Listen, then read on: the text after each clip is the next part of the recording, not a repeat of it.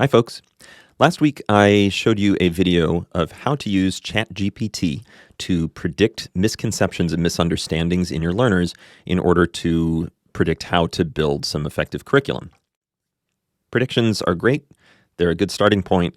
They're definitely not the same thing as actually knowing what your learners know and don't know.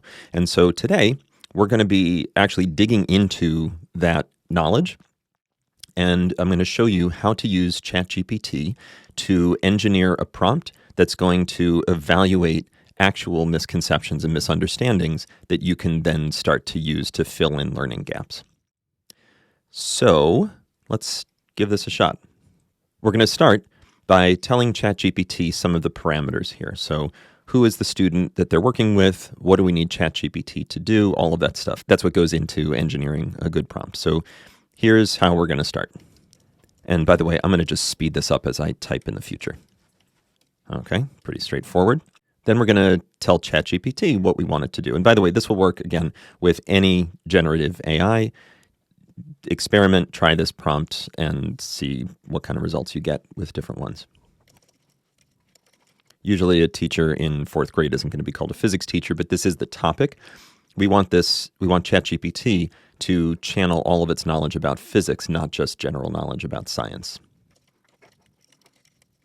Okay, a little bit of educational best practice there, scaffolding.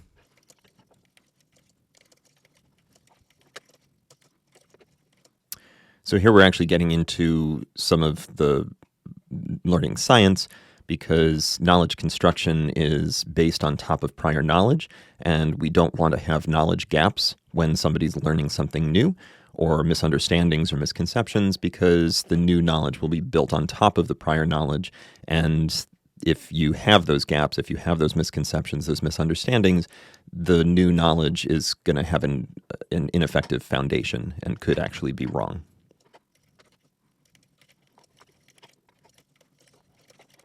And that's just sort of best practice in teaching. We want to make sure that the learners feel encouraged and held. And yes, the student is going to know that this is a machine giving the empathy and encouragement, but still, it's not going to be a harmful thing for them to have. And it's going to be better than nothing. So this is the same topic that was in that original video, the prior video that I did. And we're going to continue with that as if we're teaching it.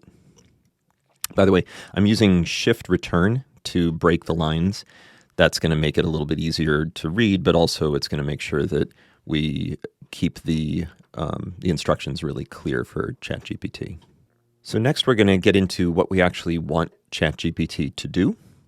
So let's describe that.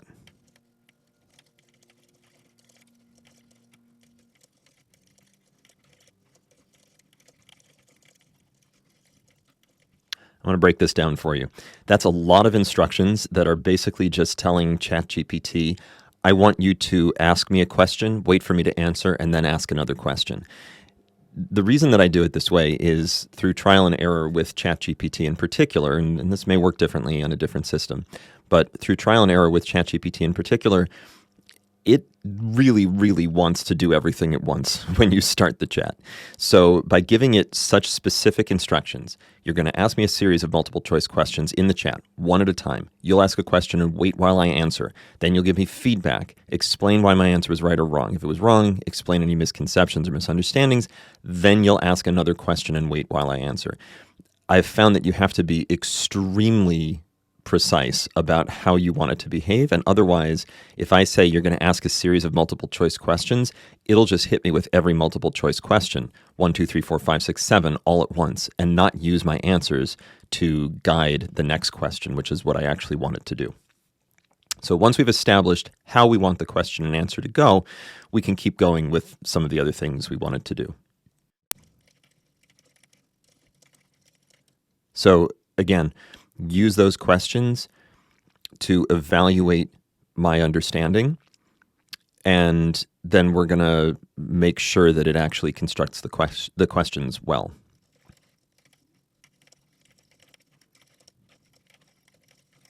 So that last bit is saying, make sure that you are guiding me towards critical thinking through these questions. Don't make them just easy ones. gimme ones, but then also ensure that any questions you ask are going to be appropriate to what I should know at the point that I'm in fourth grade learning about Newton's first law.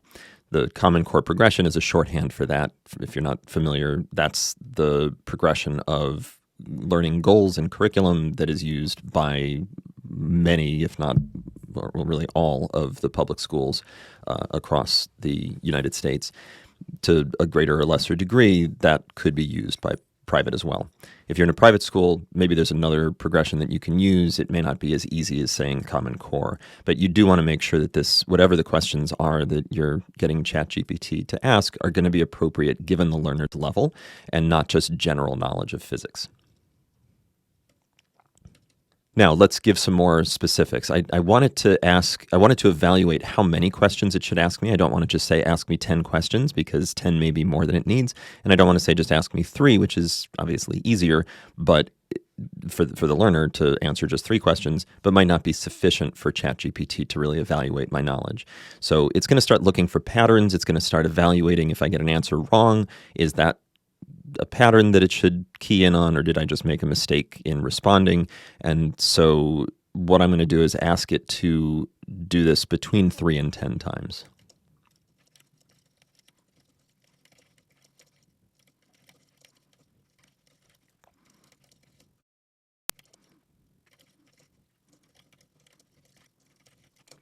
Okay, so I want it to ask those questions, figure out my level of knowledge, what my misconceptions are, what my misunderstandings are, and then once it's finished, I want it to give me 2 lists.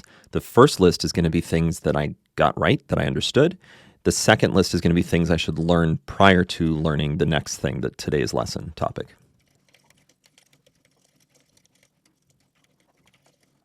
And then finally, I want ChatGPT to remind me that I should send this to my teacher, because remember, we're building this from the student's perspective. This is the prompt that the student will use with ChatGPT.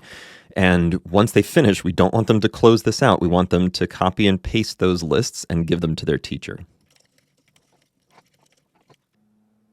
And of course, the leaf blowers started up just as soon as I finished typing here. So that's the prompt.